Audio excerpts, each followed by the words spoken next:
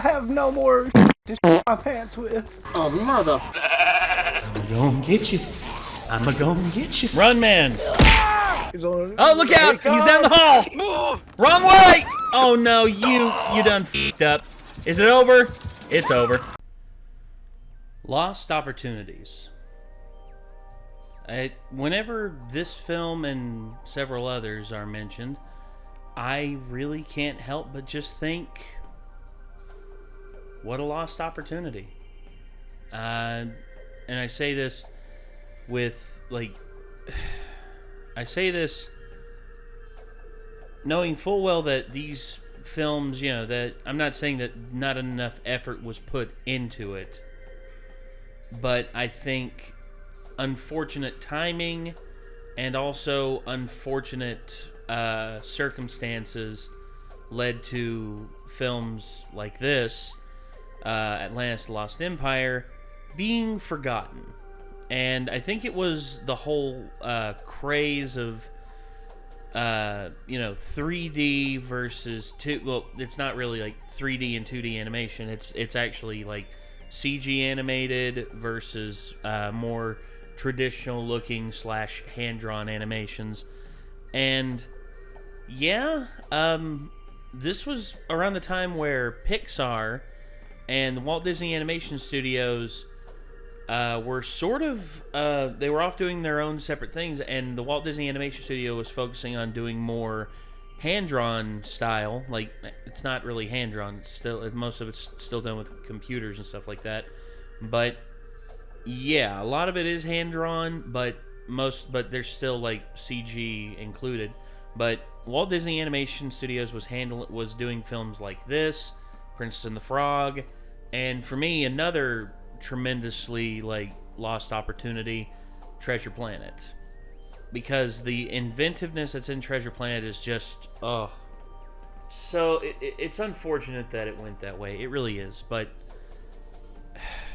yeah, so Walt Disney Animation Studios was doing films like this, and Pixar was handling CG and more the new style of animated films. And what really caused the break, what really caused it was people forget this, but in the late 80s, Disney was hurting really, really badly. After The Black Cauldron, Disney's first PG animated film, a lot of people were not wanting to see any more Disney films. And then all of a sudden, the Disney Renaissance happened.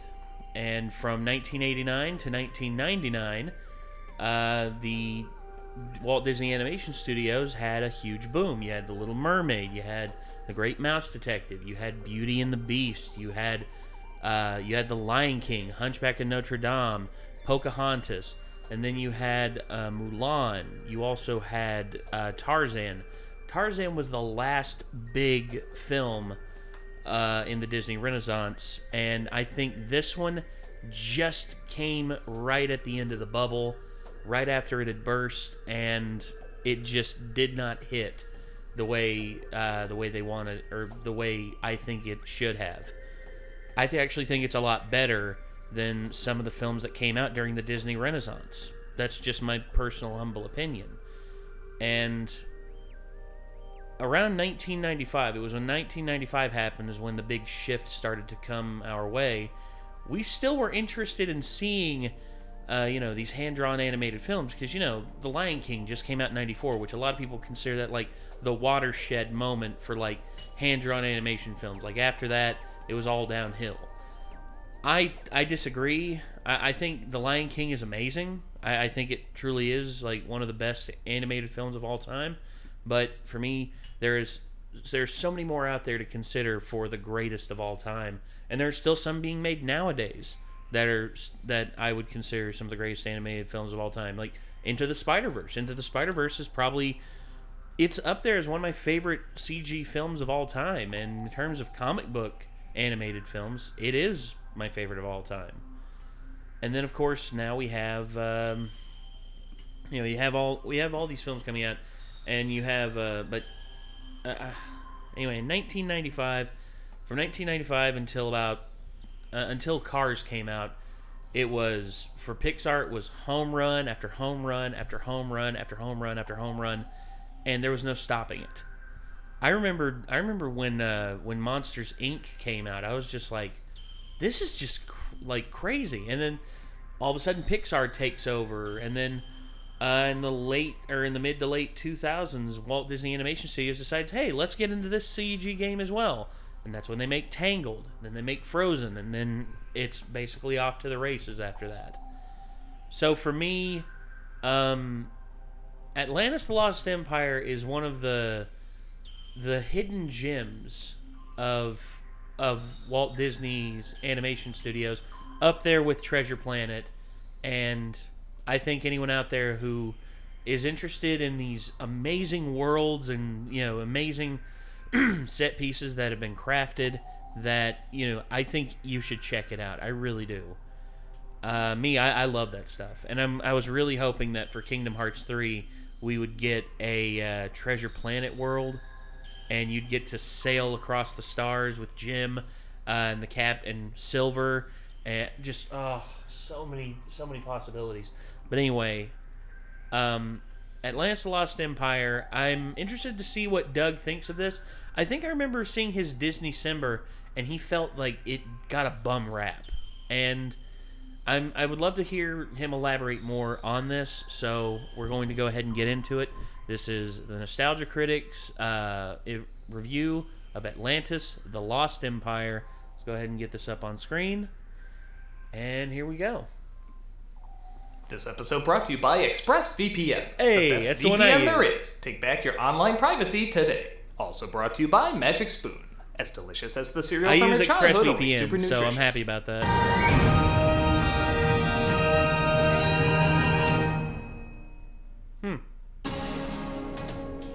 Yeah, Oh, put 20 God. shares in the Shyamalan kid. I have a feeling he's the future of movies. We have an upcoming talent named Joss Whedon. Stats? Wrote Atlantis: The Lost Empire, Bomb. Titan AE, Bomb. Alien Resurrection, An emotional bomb. and Buffy the Vampire Slayer, which he's also turning into a show. Ha! Who the hell would watch something like that? Don't invest in him at all. Oh my god, Buffy's becoming a smash hit. What? Well, what else has he got coming up? A show called Firefly, a show called Dollhouse, and a movie called Serenity. Buy them all, we're not gonna make the same mistake again. You're right, we made a new mistake. Jesus, they all taint! Okay, what does he have coming up next? Horror comedy called Cabin in the Woods and the Avengers movie. Avengers? Isn't the only other film he directed that Serenity bomb? Yep. Well, we're not gonna lose a bunda. Avengers is one of the highest grossing movies of all time. What? Cabin in the Woods did well too, and Firefly got a cult following. Joss Whedon is... Currently the most popular creator in Hollywood. He was. Okay, we gotta play the long game here. Even if something he does tanks, he'll find his audience eventually. What does he have coming up next? Sequel to Avengers, a Shakespearean movie, and the Justice League. Put everything we got into those projects. We are in it for the long haul. 2 comic book teams and a theatrical masterpiece. By God, we are not gonna make the same mistakes. Again, if you try to take my corner away from me, I will not hesitate to give you a dirty look. Okay, that was great juxtaposition. That was, oh god. How you doing, Chester? Oh my gosh, it's the greatest film of all time. Oh, it's so good. So, yeah, Joss Whedon, talk about peaks and valleys, huh? And now I would say he's in a valley he is never going to escape from. I'm sorry, I just don't see it happening. After all the allegations, after all of Hollywood, after all of the people who were his friends have all spoken out against him, yeah, I think he's done. I really do think that he is done. Although, the world does love a comeback story sometimes, but I just think that too far gone. Plus, he's already made enough money. He could retire and never do anything else ever again and be perfectly fine. But yeah, I'd forgotten that he actually wrote Atlantis: The Lost Empire. I knew that he did Alien Resurrection, and he actually asked if he could direct it, and they wouldn't let him. But well. Maybe it would have been better. Maybe it would have been worse. Don't know. Well, actually, I take that back. It couldn't have... Well, there were some things in Alien Resurrection that were good in terms of, like, the directing style, but I think Joss Whedon maybe could have had a chance with it. But, again, the Alien franchise after the Aliens movie is not the best. Had a chance with Neil Blomkamp, but thanks again, Ridley Scott.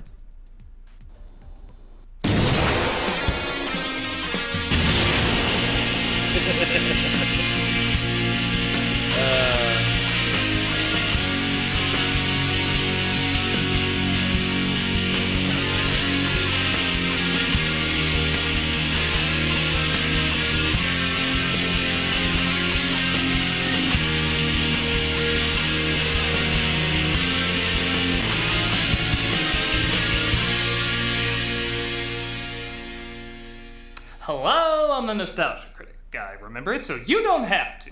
If you were to combine the people who made Hunchback, Avengers, Lion King, Last of the Dogmen, and Finding Nemo together, what would you get? A blandly conceived, uninspired, exhausting, bland adventure that doesn't hold enough water to drown a rat, much less a civilization, that I kinda like. It's good. It's good. Disney hand-drawn films in the 2000s were kinda like Disney hand-drawn films in the 80s. True, Pixar was doing great, but everything from their 2D department was not pulling in the numbers they hoped, resulting in cinematic hand-drawn films being replaced with 3D animated films later. Like in the 80s, though, they experimented with different ideas, and the one often seen as the Black Cauldron of the time was 2001's Atlantis: The Lost Empire. It had a PG rating, which back then for their animated films was rare. Again, PG-rated animated films, I think have a future. Again, just so many things that didn't go right for this film when it released. They wanted to tell a story leaning more towards older kids, and they were pushing to be seen as more aggressive than adult. So they put a lot of top talent on board, including, like I mentioned, Joss Whedon, who always wanted to make an imaginative sci-fi fantasy adventure like the ones they grew up on. Americans didn't take, making $84 million on a $120 million budget. While overseas it did better, like Black Cauldron, it severely underperformed. And while I can't act like this is one of Disney's best, I do find myself enjoying it just as much now as when it came out. Yeah, it has some awkward moments and some story threads that don't make sense, but I would say if they were to try and redo this, Disney, films that you need to remake, you do not need to remake your successful films. You do not need to remake The Jungle Book. You do not need to remake The Lion King. You do not need to remake The Little Mermaid. Remake this. I could see this as a live-action film that would kill, because the cult following that this film has still to this day is immense. And you could do it on like a smaller budget, and you could have good people work on, like, you could do like a budget of, I don't know, $70 million. It's a Disney film. People, you're guaranteed to at least make $100 million back on it, if not more, if you market it right and you cast the right people. I mean, who would we cast in this? I'll come back to it later. Maybe I'll think of some good people by the end of this to cast in like a live action version of this. Oh God, I know the one in my head is Tom Holland for Milo, but I don't know. He's cast in everything. I mean, he's already going to be Nathan Drake. He's already Spider-Man. But the ideas, visuals, and characters, I think, are all memorable and do leave a strong enough impact. But yeah, those awkward moments... You're disgusting, Jack! You're from around the globe spending the century. pretty awkward. Is it enough to cancel out the good of the film, though? But let's No. take a closer look to find out. 20 years later, let's take a look at Atlantis: The Lost Empire. Classy having ancient Greek philosophers do your exposition dump. I'm a much bigger fan of Socrates' rebuttal. We see Atlantis as kind of a Wakanda before Wakanda. In movie form, relax, it's comedy, with technology light years ahead of its time, but their weapons of war end up sinking the city. I love the device a person uses to call out to people actually looks like a person calling out to people. Like Yeah. the toilets of this world look like people going to the can. Atlantis is called by a mystical force, leaving her husband and daughter behind. His mother. If you're gonna steal from Nadia, can you at least steal from the dubbed version? Okay, yeah, that's again Joss Whedon borrowing a lot from Japanese manga and anime. I mean, I'm still convinced that he ripped off part of Firefly from Outlaw Star. I mean, a ragtag group of space outlaws being led by a dude wearing a brown jacket. You know what you did, Joss Whedon. Just admit to it. Actually, let's talk about that. There's an anime called Nadia, The Secret of Blue Water, that apparently had a lot of similarities. From designs to characters to crystals to even a Nemo-style sub looking for Atlantis. The makers of Atlantis said they never saw it, but they did take inspiration from Miyazaki's Castle in the Sky. Coincidentally, Understandable. Miyazaki did work on Nadia. Even the crystal-based technology they said they got from the works of Edgar Cayce, who was a big name in the early 20th century. It is quite a coincidence, but from what I've seen, I do think it's possible it is exactly that. A coincidence. Or Joss Whedon just likes to ape from like the different Japanese manga and anime. It's not like he hasn't done again. I mean, Disney stealing from an anime would be show the thing next. Kimba the White Lion.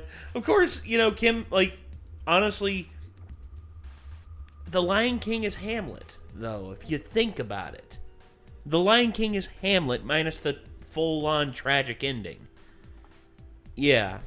Anyway. Atlantis goes under, and we cut to Washington, 1914, where we see this film was clearly not stealing from Nadia, it was stealing from Stargate all along. Cartography and linguistics, Milo Thatch speaking. Yes, a geeky teacher / boiler maintenance boy named Milo, voiced by Michael J. Fox, gives his theories about the existence of a lost civilization that's constantly laughed at except by an eccentric millionaire who gives him the technology and team to go find it. Fear not, Stargate would get their revenge when naming their spin-off series. Very true. Very true. Stargate Atlantis was actually really good. Also, Jason Momoa, always a win. Okay, if you've ever watched a Saturday morning cartoon, you know this is a classic narrative, so I don't see it as stealing as much as digging up tired tropes. But are they tiredly classic or classically tired? You probably heard dialogue like this at the beginning of something before. This museum funds scientific expeditions based on fact. There's a journal. It's in Iceland. I'm sure of it this time. And congratulations on your transition from clock to human. You have a lot of potential, Milo. Don't throw it all away chasing fairy tales. You have a great future fixing boilers. Who knows? One day you might be promoted to cleaning cat shit. Mom. That's right, I forgot I'm not married. You got a kitty. Milo James Thatch. He's approached by Helga, voiced by Claudia Christian, who I'm just gonna say, this character's a little weird. I know what they're going for, the classic badass femme fatale, but her dialogue always seems less seductive and more odd. How did you get in here? I came down the chimney. Ho, ho, ho. Sexy Santa. Yeah, some of the dialogue I would change up. Helga, I would just say, it's like locks are easy to pick, especially if you know what that. Yeah, just something. Like, why would you draw a parallel to frickin' Santa Claus? I'm sure it sounded good on paper, but in practice, it's like, needs work. She takes him to her employer named Whitmore, who's built up as a creepy, domineering millionaire. Mr. Whitmore does not like to be kept waiting. You will stand unless asked to be seated. Keep your sentences short and to the point. He doesn't bite. Often. Jesus, what kind of Howard Hughes vampire beast are we dealing with here? Oh, it's just a sillier version of Martin Crane. He's actually really nice. Preston Whitmore. Pleasure to meet you, Milo. He doesn't bite. Often. Join me in a little yoga? No, thank you. You see what I mean? She's kind of weird. Yeah. Whitmore says he was a friend of Milo's grandfather who also believed in Atlantis and wants to fund his expedition to find it with the help of a lost Atlantean journal. I said, The Dad, Shepherd's you will Journal. actually find that so-called journal. Not only will I finance the expedition, but I'll kiss you full on the mouth. My embarrassment when he found the darn thing. Not sure why he wanted pictures of that. Or the costumes. Don't Google me. Doug. He's introduced to his crew after this improvised line. Carrots. Why is there always carrots? I didn't even eat carrots. And we're introduced to another character who often improvised, Vinny, voiced by Don Novello. I could unroadblock that if I had about 200 100 of these. Problem is, I only got about 10. Plus 5 of my own. Apparently he would do only one take of the line as written, and then every following take would be him improvising the line, but with more jokes. And you can tell because he's by far the funniest character. Yes! A lot of things we're not proud of. Robbing graves, slandering the tombs, double parking. But nobody got hurt. Well, maybe somebody got hurt, but nobody we knew. He's introduced to other crew members: Cookie, voiced by Jim Varney; Mole, voiced by Corey Burton; and Dr. Sweet, voiced by Phil Morris. You do any fishing? I hate fishing. I hate fish. Hate the taste, hate the smell, and hate all them little bones. I'm gonna need you to fill these up. Nice meeting you. Who told you to put the pants on? I didn't tell you to put the pants on. Who told you to put the pants on? There you are. Now tell me your story, my little friend. You might start to see one of the problems with the movie. It goes back and forth between being for younger audiences and older audiences. Get back. I've got soap, and I'm not afraid to use it. Well, I can't say there's any one character that's specifically for kids, Mole excluded. You can tell this is the same people who did Hunchback, as it's almost like the Gargoyles took over directing certain scenes. So we'll have a slow descent into the ocean where we let the awe and wonder of what Milo is experiencing really sink in. Alright, now we'll have a bunch of characters jumping around with a bunch of fast editing and silly sound effects. And then we'll have a slow conversation about the expedition and how much Milo's grandfather really meant to him. Followed by a bunch of fast talking, dirt, and of course, don't forget the pee and vomit jokes. How come there's no merchandise of me again? With that said, the characters are very distinct, work well off each other, and majority of the time do get laughs. Watching it again, I was actually surprised other characters like Rourke, played by James Garner, Audrey, played by Jacqueline Orbadors, and Mrs. Packer, played by Florence Stanley, didn't get much attention before the first big action sequence. I kinda like this though because it gives time for them to be explored later. Almost like we're being introduced to new characters that weren't new at all, they were just in the background. Yeah, in all honesty, what you could do is you could do fake outs with certain characters in the beginning thinking, oh, they're going to be with us the entire expedition, but nope. Turns out they die, and then all of a sudden here's a whole bunch of other people that that we get to know more. I mean, yeah, there's a good way to do fake outs like that, and trying to figure out how to do that and trying to figure out how to get it all to work together,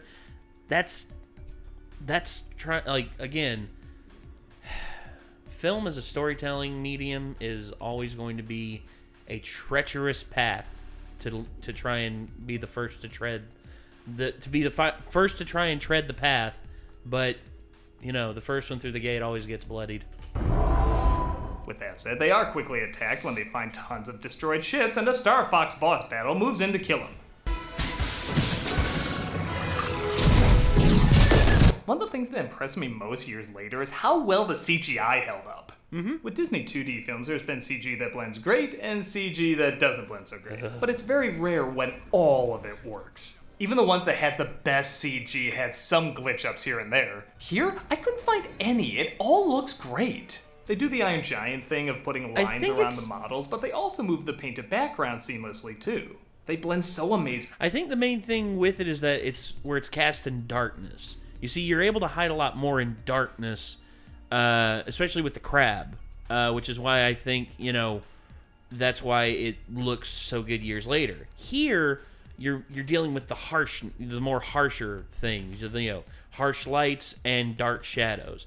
And by basically having only them on screen and not anything else in between, it makes it a lot easier to make the CG work. I've actually watched the VFX artists, Corridor crew, and just various others talk about how trying to add the color spectrum in versus just doing harsh lights and harsh darks. Yeah, it's just very, very awesome stuff to look into. That Akita's transformation, I'm still not sure if that animation CG, hand-drawn, or both. Part of that may be because the characters were designed by Mike Mignola, who always gives his drawings more of an angular look. Yeah. I think those sharp edges made it easier to create a world where those flat surfaces could look a little more natural. I even remember my stomach dropping when they entered that air pocket. On the big screen, you really felt the pressure of them turning that ship upward. It was almost like a Disney ride. Yeah. I don't think people consider how rare it is to have no awkward CG in a hand-drawn film. And this movie definitely deserves credit for that. Tell Cookie to melt the butter and bring out the bibs. I want this lobster served up on a silver platter. For future reference, sir, that quip took 5 seconds to say, and that's 5 seconds that could have saved lives. Yeah, I know Joss Whedon helped write this, but you can be funny later. The ship is destroyed, and much of their crew is lost in the battle. Oh yeah, this movie has an impressive body count. We started this expedition with 200 of the finest men and women I've ever known. We're all that's left. So many people blown up, drowned. Audrey even had to sacrifice a few folks to stop flooding. Thank God this rating is in the same category as mild thematic elements. What the fuck's in this that's worth a PG? It's just depression. Different times, Doug. Different times. Keep in mind, Inside Out came out, 16 years later? So, MPAA added in probably, thoughts of depression that could lead to other things. Yeah, Inside Out gets dark a little bit, especially when, they enter the void. That still makes me sad. It makes me wonder how many of my memories have just been lost in the void. I should also point out that this film was shot in panoramic view, and it takes full advantage of it. Mm-hmm. Not since Sleeping Beauty have it been so blown away with how much a Disney animated film utilized the space given to them. Again, on the big screen, this was phenomenal to look at. They continue their journey on dry land, where the crew mostly mocks Milo, but after a while lighten up and let him sit at the cool kids' table. Halfway through medical school, I was drafted. I'm saving up so my puppy and I can open another shop. There was this leak. Boom! No more Chinese laundry. It was like a sign from a god. This is really where you realize the strength of the characters. I could just sit and listen to them talk in a circle and be totally satisfied. It's because the character depths actually matter.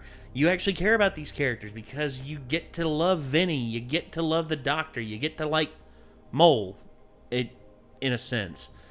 Cookie as well. I mean, yeah. Again, maybe not Mole. Yeah. The French love Jerry Lewis, you say. Upon learning their backstories, Milo also discovers why each of them are down there. Tell me every director hasn't had this talk with Disney executives. So that's what this is all about, right? I mean, discovery, teamwork, adventure. Unless you're just in it for the money. Money. Money. I'm gonna say money. That was word for word how they greenlit Lion King 2.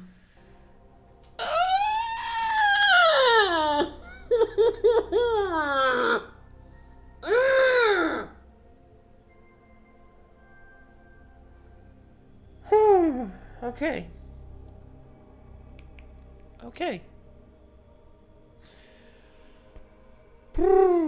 Okay, so,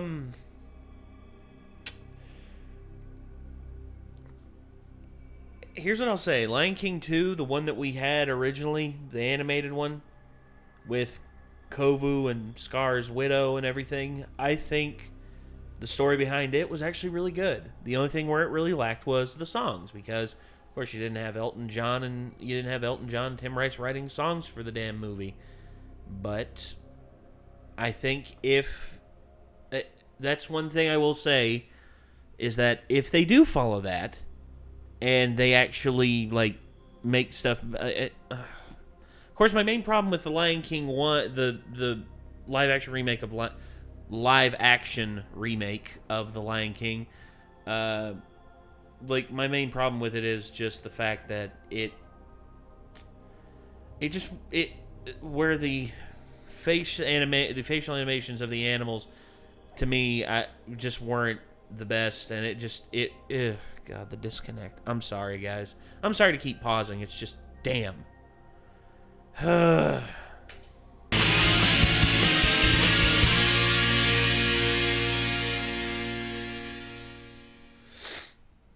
right, ExpressVPN. Hello there! Hi. Who are you? I'm Mr. Spoono, the magic spoon to tell you all about Magic Spoon. Magic Spoon? What's that? Magic Spoon is the key to keto-friendly, gluten-free, grain-free, soy-free, and low-carb cereal that tastes amazing. Honestly, it's too good to be true. Come on, no cereal that's that healthy can taste that good. How dare you doubt me! With 0 grams of sugar, 14 grams of protein, and only 4 net grams of carbs with each serving, also only 140 calories. Magic Spoon has great flavors that are healthy yet delicious. It tastes exactly like regular cereal from your childhood. Away, demon! Away! Away, demon! Away! Away, demon! Away! Fruity, frosted, and peanut butter. Magic Spoon also offers great flavors including cookies and cream, maple waffle, cinnamon, and blueberry. Click the link below to grab the variety pack and try it today. And be sure to use the promo code Nostalgia at checkout to get $5 off any order. Or go to magicspoon.com/nostalgia. And Magic Spoon is so confident in their product, it's back. Away, demon! 100% happiness guaranteed. So if you don't like it for any reason, they'll refund your money, no questions asked. So click the link below and use the code Nostalgia for $5 off, or go to magicspoon.com/nostalgia to save $5 today. Doesn't that sound nice? Yeah.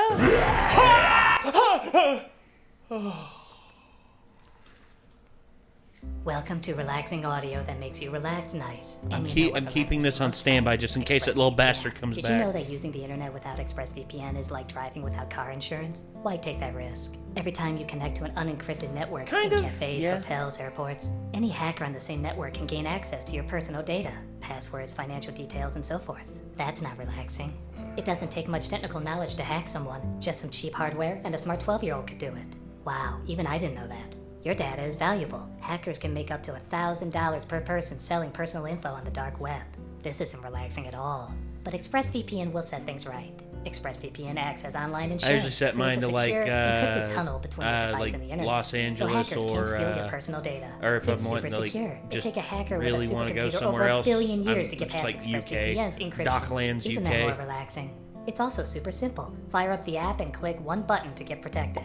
It works on all devices, phones, laptops, tablets, and more, so you can stay secure on the go.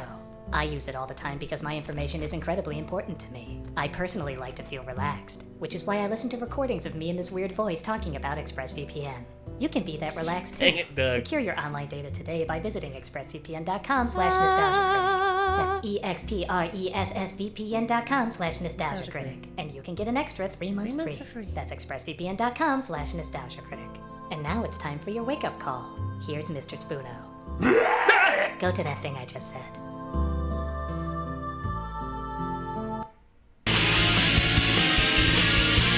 Okay. While the movie's kind enough to present you with the mental image of Milo shitting, they're attacked by literal fireflies who burn the camp up. Milo gets separated and comes across the Atlantean princess Kita, voiced by Cree Summer, who heals him with her crystal. A great voice casting like option with Cree Summers. Cree Summers' voice is just iconic. I think we owe Gwyneth Paltrow an apology. No, we don't. I mean, we're never gonna give it, but no. They finally stumble across the lost city, which I have to admit does really have a strong identity. It really looks like a civilization that's futuristic but also ancient. Their language was designed by the same guy who created Klingon. Their blue color scheme and white hair is a simple but quick way to make them stand out in a crowd. And their power source being tied to an energy crystal the same way ours is tied to electricity creates some interesting world building. I even like how they know tons of languages, even though it pretty much makes no sense. Parlez-vous français? Oui, monsieur. Well, here's the thing. I actually looked into this, and if you are a proper enough linguist and you know the root dialect, like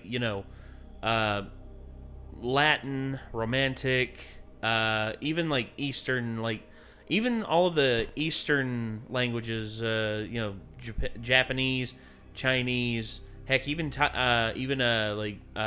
Vietnamese, all of them have a root dialect somewhere, and unfortunately, it's been lost in time. It's been lost over time because that's just how the march of time goes. And I think with Latin, all of the languages that are based in Latin, and all the languages that are based, Romantic based, even the ones that are Celtic based, even the ones that are everything just comes together. Also, don't forget the Atlanteans were said to be like cultivators of knowledge. So, and they had the advanced technology where they could go across like the continents of Europe and Africa to collect various languages and also potentially various people. Say they encountered someone who was like very intelligent and they wanted to have this person benefit Atlantis. They could do that. And keep in mind, Kida has been alive for over I think she was just like over 8,000 years. So, and it's their power source that keeps them young. That's the thing. They figured out the way to defy aging. And again, it is potentially possible. Plus, 8,000 years, that's a lot of time, and you could learn a lot of languages in that time. I mean, sheesh. They speak my language. Their language must be based on a root dialect. It's just like the Tower of Babel. Yeah, that's kind of like saying, well, the root language of English is German, so I speak German. Hey, Tamara! Ich bin ein Stund Bluppensteiner. Company schlagen. Oh, wait. What was that? That's fantastic. It reminds me of years I spent growing up in Austria. It was part of an Austrian singing family led by my father.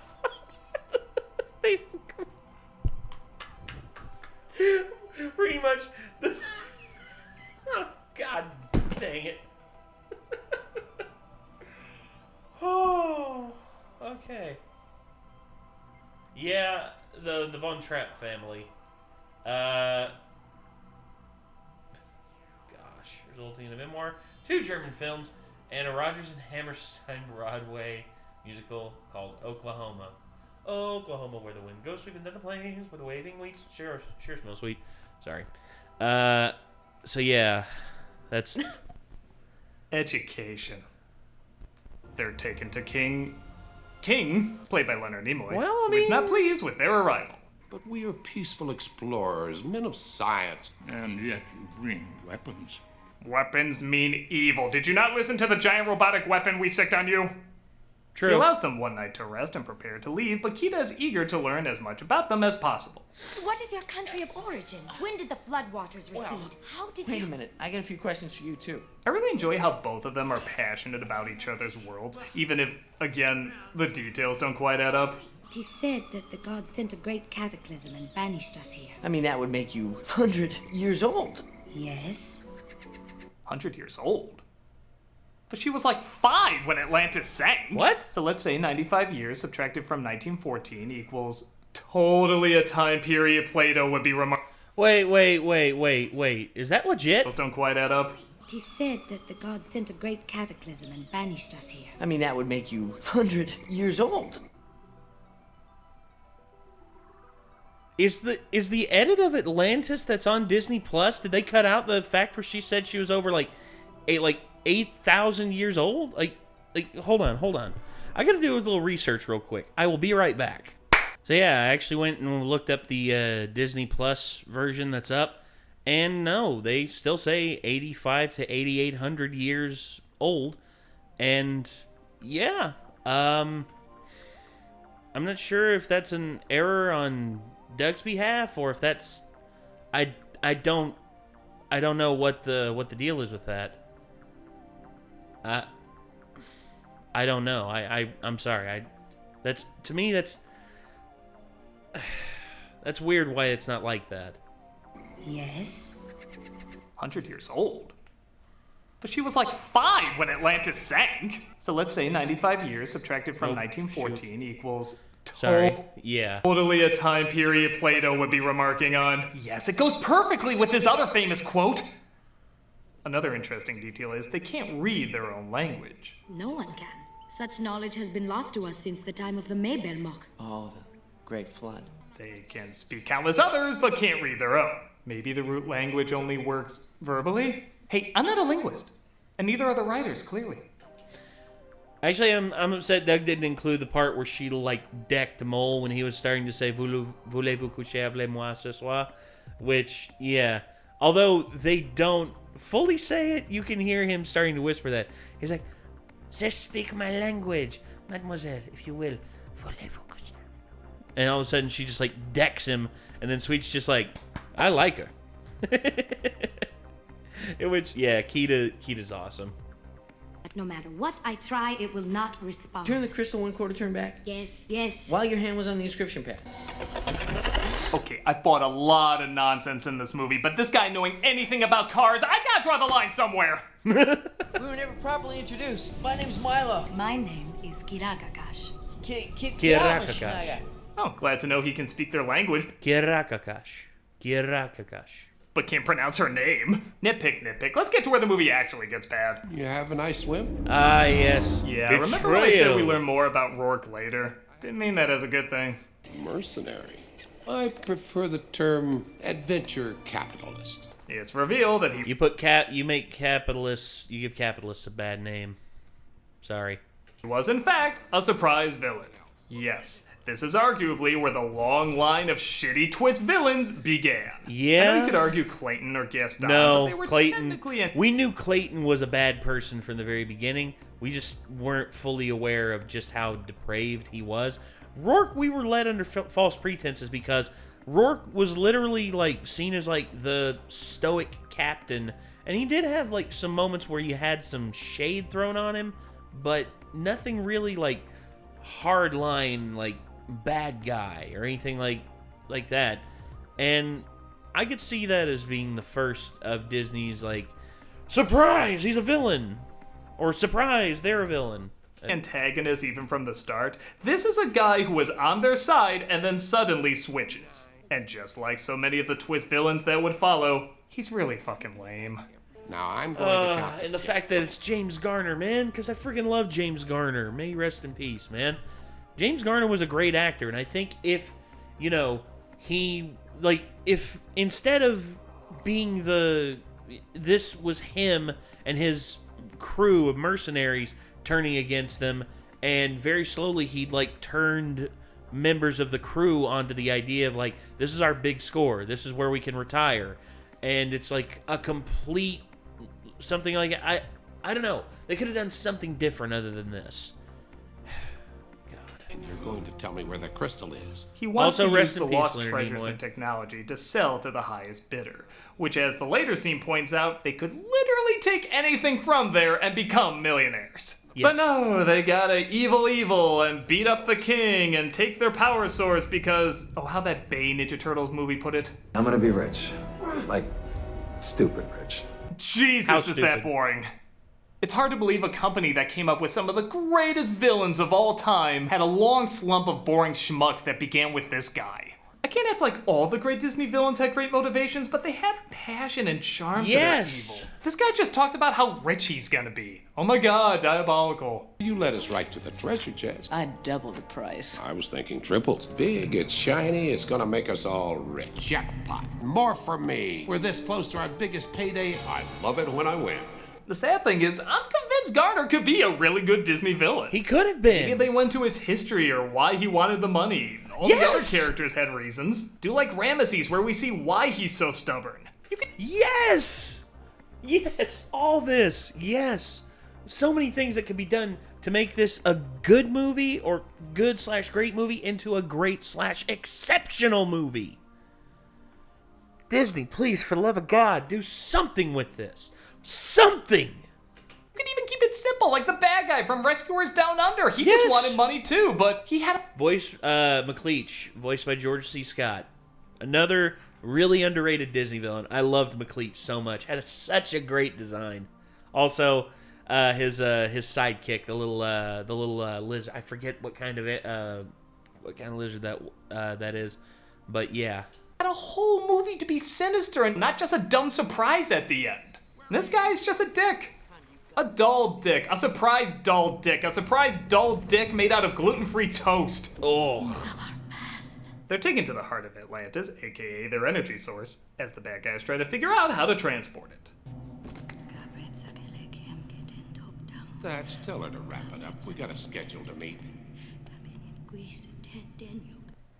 She's still weird too. What was that look about? That floor looks delicious. I don't know, that look was so odd I can't even make a proper joke about it. But as is custom. Yeah, I would say, if anything, I would have Helga like starting to have second doubts too. Like that's the thing, and it would make what happens later with her more sense. I mean, you don't have to like let her live. Okay, I don't want to make it to where everyone lives because that would just make it boring. Because then it would be like a Disney. It would be like a true Disney film. Nobody dies. Everyone's happy except for the bad guy. They actually die.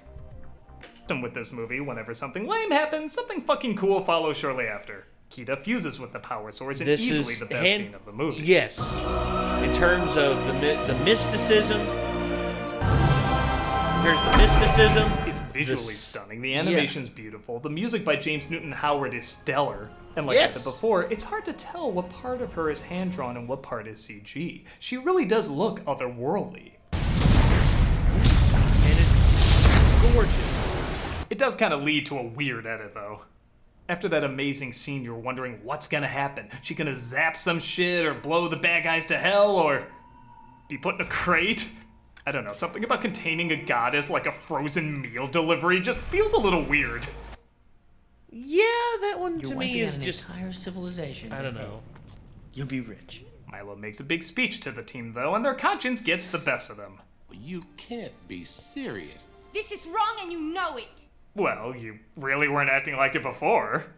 I understand them going for the money. Yeah, I remember Cookie, like, using the double-barrel shotgun. Room service! Money and feeling bad when they found people, but look at them. They're happy as hell to be shitting on these people. They're even cracking one-liners. Knock, knock. Room service. Yep, there it is. Also, real quick, another reason why, well, okay, not another reason why, but one thing that happened to me while going back to the old, or to the cut that's on Disney Plus, was just so that I could see this scene again. I'm not gonna say this is where my let's see. Start with this column. You do swim, do you not?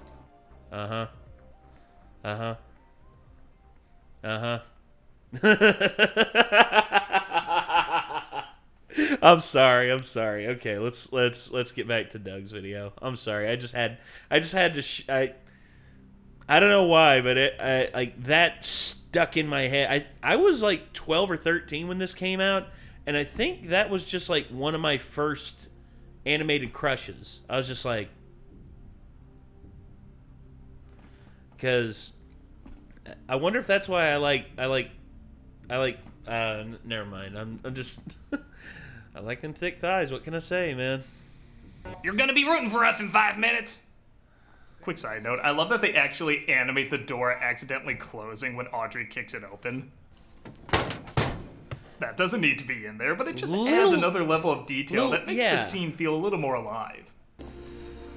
We're all gonna die. A moment of silence for the last bit of smoking we will ever see in an animated Disney film. Yep. You can kill Bambi's mom, but taking a puff, that's just too thematic an element. You pick now of all times to grow a conscience? They decide to stay behind with Rourke blowing up the bridge, destroying their only way out. P.T. Barnum was right. I hope I'm remembered as a musical lie. I think they're attributing the quote, there's a sucker born every second. Or I think it was a sucker born every minute. But, you know, that line's attributed to P.T. Barnum, but there's actually no historical proof that he ever said it. So again, much like P.T. Barnum, you know, the real life person who is a very complex figure. I mean, he held minstrel shows, but he was also anti-slavery. Also, little known fact, looked back on the history of his minstrel shows, and his minstrel shows actually were talking about like the depravity of slavery. As crazy as it sounds, it was actually just like, you know, talking about how this is going to come back to bite white people, you know, be it holding slaves and all that. And, you know, P.T. Barnum, again, you know, an abject opportunist. I'm not going to say that he was not more than happy to take opportunity, you know, take more than happy to take opportunity when he saw it and take advantage of the people who were part of his circus/freak show. But yeah, the man has a very complex history, but everyone always looks at the dark side and often glosses over the whole thing with, the fact that he was anti-slavery and he was a member of the, at the time, very anti-slave Republican Party. Oh, and also, not only that, but everyone does that with Walt Disney, too. Like, everyone wants to talk about Walt Disney. Oh, he supported the Nazis. No, actually, he made a very, very, very well-made anti-Nazi propaganda film, and it actually is very, very good. Also, not only that, but the very moment he did support Leni Riefenstahl, but the very moment that he found out that Riefenstahl supported the Nazi Party, he cut all ties with Leni Riefenstahl. Also, in terms of, his anti-Semitism, the only thing that's really attributed to him is that he made an anti-Semitic joke to a animator who was going to work for Warner Brothers, and that's the only thing that there is to attribute him to being an anti-Semite. Because here's the thing: if he was an anti-Semite, then how come the Sherman Brothers kept working for them? And the Sherman Brothers declared Walt Disney to be their best friend and one of the greatest human beings ever to exist. The only thing I can really find about Walt Disney, when you actually read about him, is that he was a chain smoker. He was he smoked, I think it was 2-3 packs a day, but he kept it a secret because he didn't want people to know that he smoked. And again, Walt Disney, some people could say the treatment of his employees and all that, but unless you were there, unless you saw it for yourself, you can only really make assumptions. And assumptions don't really help anything in terms of the long run. Anyway, back to this. That's really is a Disney film. The King of Atlantis dies, making his 10th death on screen, revealing that he as well used the crystal as a weapon, leading to their downfall. My burden would have become hers, but now it falls to you. My son. Oh, I'm not sure. Okay, Dad. Milo's given the crystal, which he uses to power the vehicles.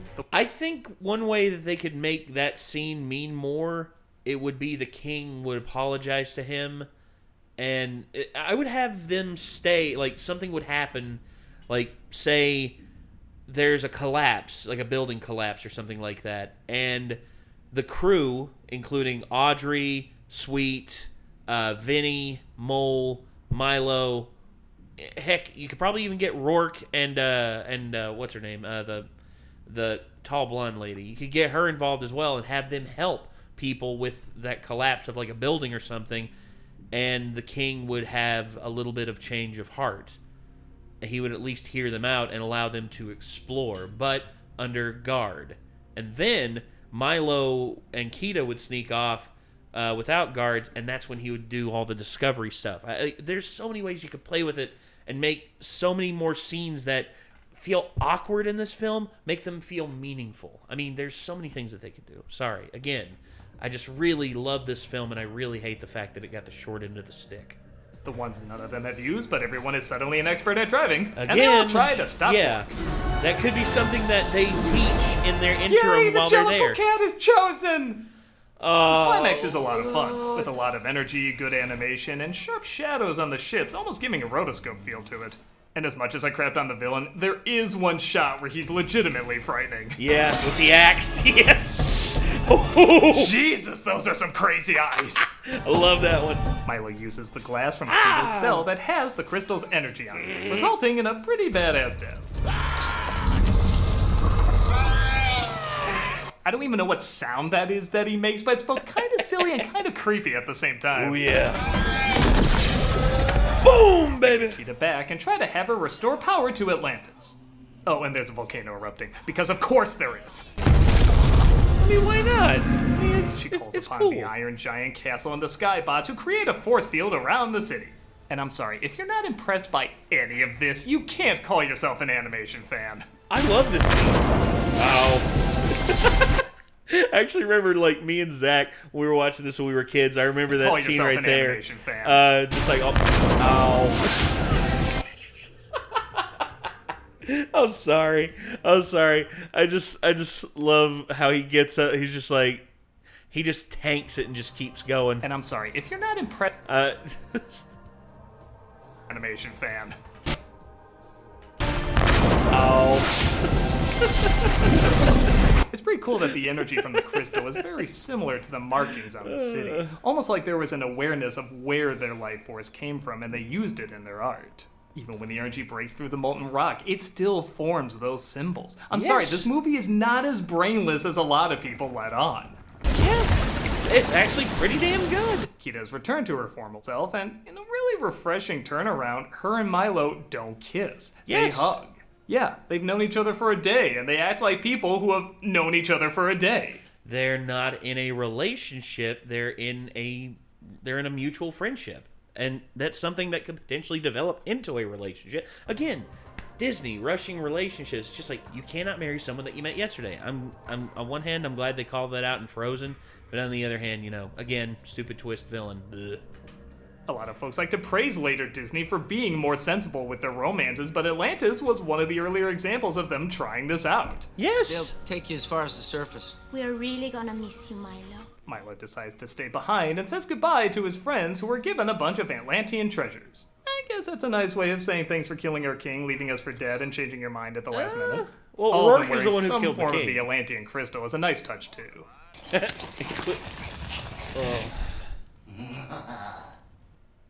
I don't think I'm a mole fan. No. Milo gives Whitmore a crystal as well. Kita becomes queen. Milo becomes consort. First gentleman. And they honor Kita's father by sending his Majora's Mask into the air. If Milo's a consort, he's a consort. And that was Atlantis, the Lost Empire. Fuck the haters. I like it. I do too. Okay, I get why many wouldn't be on board with it, as the material for older audiences and younger audiences doesn't always mix. But it's just so imaginative, fun, charming, beautiful, and different enough from other Disney properties that I really do think it stands out. I do wish some things were improved on, like the villain and the inconsistent tone, but how can I tell someone to skip a movie that has so many unique visuals, characters, and ideas? If you're looking for a family-friendly mix of Jules Verne and Indiana Jones in the Disney style, I think this is a lot of fun. Check out this underrated adventure if you haven't already. Excuse me, could you spare a nickel? Oh, yeah, I'm sure I got a nickel somewhere. I'm the nostalgic critic. I remember, so you don't have to. That Snyder guy never went anywhere, did he? Let me see if I have any bills. Oh.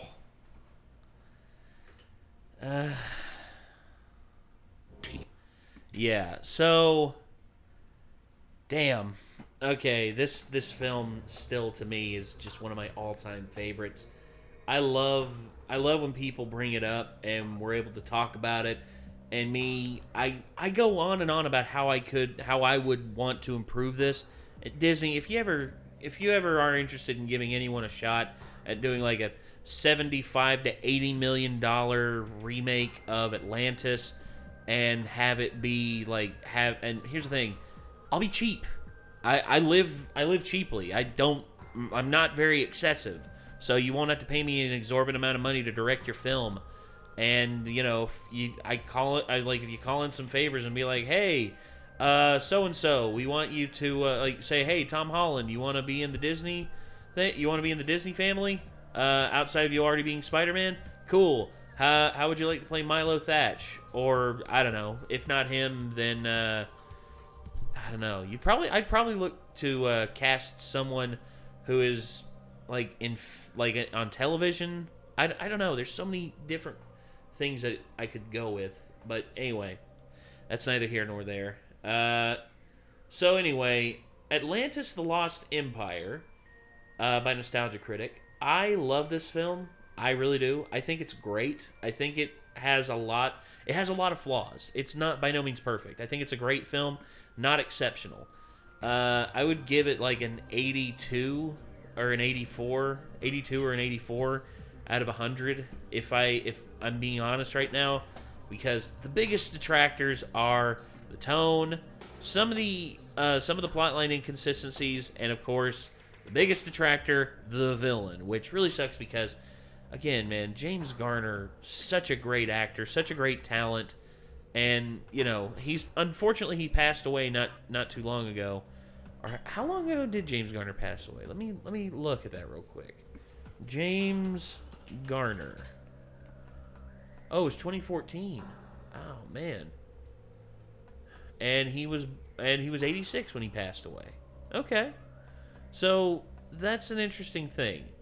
Me, I love the fact that we got James Garner as a Disney villain, but at the same time, the fact that it was Rourke, I think, is a disservice to him as an actor.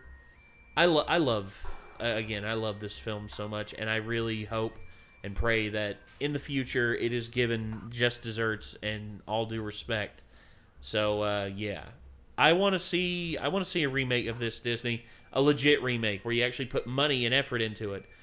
But yeah, hopefully that'll eventually happen, and hopefully in the future, you all will be able to remake films that had good premises, just weren't executed properly. And hopefully, until next time, everyone, that's going to do it. If you want to see more from Channel Awesome and the Nostalgia Critic, feel free to click the Channel Awesome name in the title of the video. If you want to see more from us, feel free to hit that subscribe button, leave a like on the video, ring that bell to stay notified, leave a comment down below, tell me what you think about my points that I made. If you think that any of the points I made were good points, feel free. And I guess until next time, everyone, signing off, I'm Nate. I'll see you then. Peace out.